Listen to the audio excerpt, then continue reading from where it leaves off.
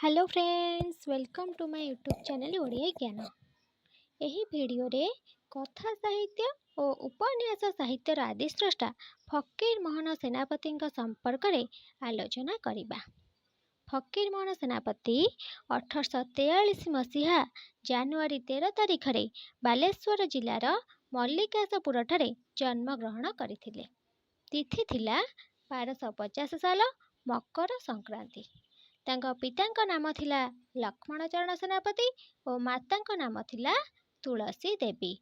ସେ ମାତ୍ର 1.5 ବର୍ଷର ହୋଇଥିବା ବେଳେ ପିତା ମାତାଙ୍କୁ ହରାଇ ପିତାମହା କୁଚିଳ ଦେବୀଙ୍କ ଦ୍ୱାରା ଲାଳିତ ପାଳିତ ହୋଇଥିଲେ। ବିବାହ 13 ବର୍ଷ ବୟସରେ 1856 ମସିହାରେ ଫକୀର ମୋହନ ଲୀଳାବତୀ ଦେବୀଙ୍କୁ ବିବାହ କରିଥିଲେ।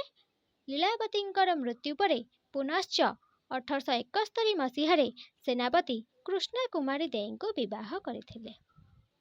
ମୃତ୍ୟୁ 14 ଜୁନ 1918 ମସିହାରେ ସେ ଇହଧାମ ତ୍ୟାଗ କରିଥିଲେ। ଫକୀର ମୋହନ ସେନାପତିଙ୍କ ସମ୍ପର୍କରେ ପରୀକ୍ଷାରେ ଆସୁଥିବା ଭଳି ପ୍ରଶ୍ନ ଉତ୍ତରକୁ ଏଠାରେ ଆମେ ସଂକ୍ଷିପ୍ତରେ ଆଲୋଚନା କରିବା। ଫକୀର ମୋହନ ସେନାପତିଙ୍କର ପିତୃଦତ୍ତ ନାମ ଥିଲା ବଜ୍ରମୋହନ। ଫକୀର ମୋହନଙ୍କୁ ବାମଣ୍ଡା ରାଜଦରବାର ଦ୍ୱାରା 1916 ମସିହାରେ ସରସ୍ୱତୀ ଉପାଧି ପ୍ରଦାନ କରାଯାଇଥିଲା। ସେ ବ୍ୟାସକବି ଉପାଧିରେ ମଧ୍ୟ ଭୂଷିତ। ବିଦେଶୀ ପ୍ରଶାସନିକ ଜନ୍ ବିମ୍ସଙ୍କୁ ଫକୀର ମୋହନ ଓଡ଼ିଆ ଶିଖାଇଥିଲେ। ସେହି ଜନ୍ ବିମ୍ସଙ୍କର ସୁପାରିଶ କ୍ରମେ 1871 ମସିହାରୁ 1875 ମସିହା ପର୍ଯ୍ୟନ୍ତ ନୀଳଗିରିର ଦେବାନ ଭାବରେ ଫକୀର ମୋହନ ନିଯୁକ୍ତି ପାଇଥିଲେ। ଗୋର୍କି ଅଫ୍ ଓଡ଼ିଶା ବୋଲି ଫକୀର ମୋହନଙ୍କୁ ଜେ.ଭି. ବୋଲ୍ଟନ୍ କହିଥିଲେ।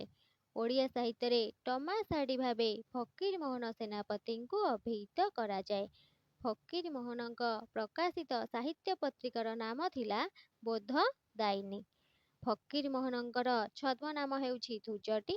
ଏହି ଧୁଜଟି ଛଦ୍ମନାମଟି ତାଙ୍କର ପ୍ରିୟ ବନ୍ଧୁ ମଧୁସୂଦନ ରାଓ ବାଛିଥିଲେ ବୋଲି ଫକୀର ମୋହନ ତାଙ୍କର ଆତ୍ମଜୀବନୀରେ ପ୍ରକାଶ କରିଛନ୍ତି।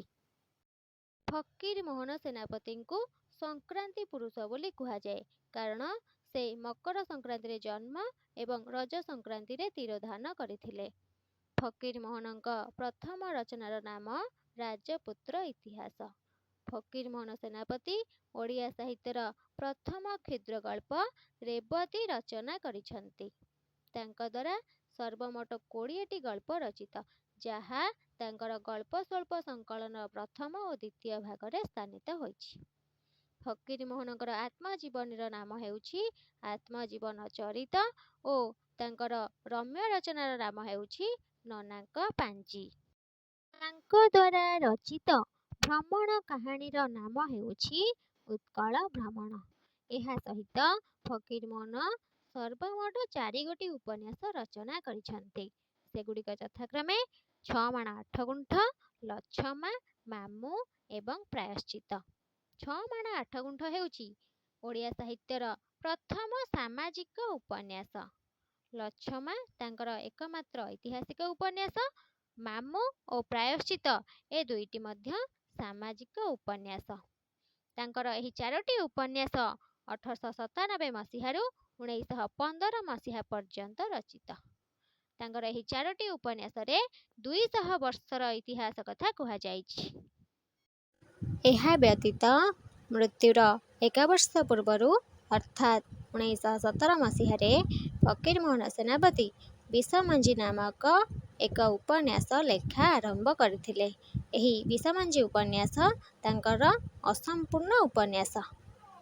ପରୀକ୍ଷାରେ ପ୍ରାୟତଃ ଏହାରି ମଧ୍ୟରୁ ହିଁ ପ୍ରଶ୍ନ ଆସିଥାଏ। ନେକ୍ସଟ ଭିଡ଼ିଓରେ ଆମେ ଫକୀର ମୋହନଙ୍କର ଉପନ୍ୟାସ ଗୁଡ଼ିକ ଉପରେ ଆଲୋଚନା କରିବା। ଯଦି ଏହି ଭିଡ଼ିଓଟି ଆପଣମାନଙ୍କୁ ଭଲ ଲାଗିଥାଏ ତେବେ ଲାଇକ୍, ସେୟାର ଆଣ୍ଡ ସବସ୍କ୍ରାଇବ୍ ନିଶ୍ଚିତ ଭାବରେ କରିବେ।